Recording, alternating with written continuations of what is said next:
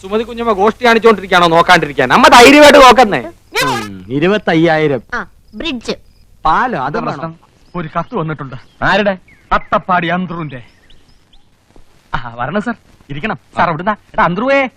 എന്താണ് കൊച്ചുണ്ണി? അല്ല മുതലാളി, സാറിനൊരു സ്പെഷ്യൽ ടീ. നിങ്ങളാണല്ലേ എന്റെ ഉടമസ്ഥൻ? അതെ, കൊച്ചുണ്ണി, കോട്ടയം കൊച്ചുണ്ണി എന്ന് പറയും. ഞാൻ വളരെ ഫേമസ് ആണ് സാർ. സാറിന്റെ വണ്ടിക്ക് എന്ത് പറ്റി? ഇഞ്ചിമണി പാറ്റി.